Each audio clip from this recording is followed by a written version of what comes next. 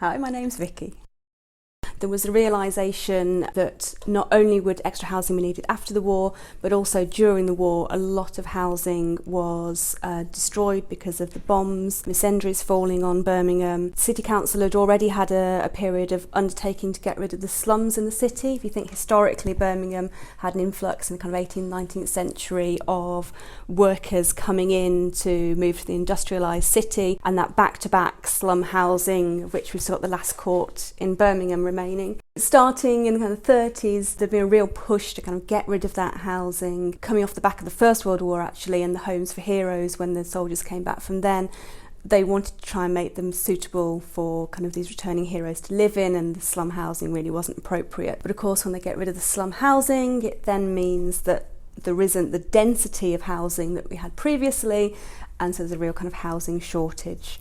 So that, along with the kind of the destruction of houses during the war and the kind of the need for post-war returning soldiers who've been out of the country needing accommodation, it was really a kind of push from the councils across the country to get prefabs put into place. Only meant to last 10 to 15 years.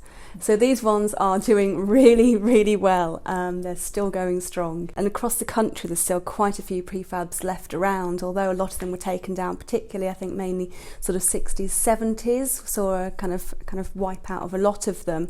There are clusters still standing, and sometimes you'll see a building which you won't realise is a prefab because it's been clad on the outside or it's had extra additions put onto it, but the base structure is still a kind of, post-war prefab that's hidden underneath. There are Phoenix designs elsewhere, but it was mainly Birmingham. I think Bristol was the other city that had the Phoenix design.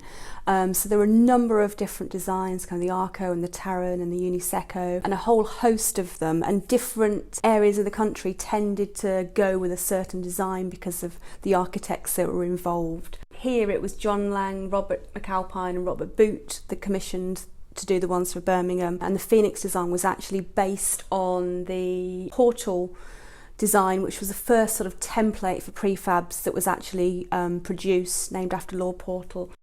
In Birmingham, they tended to be spread out more.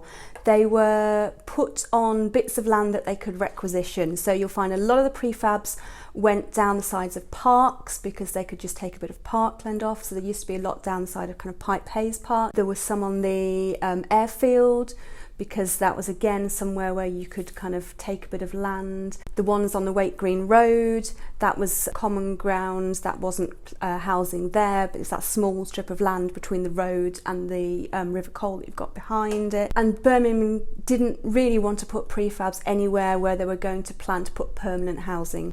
History about normal people.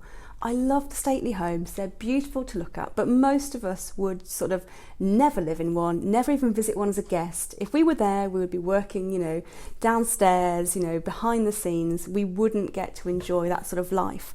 And so I like history that is about the sort of life that most of us would live.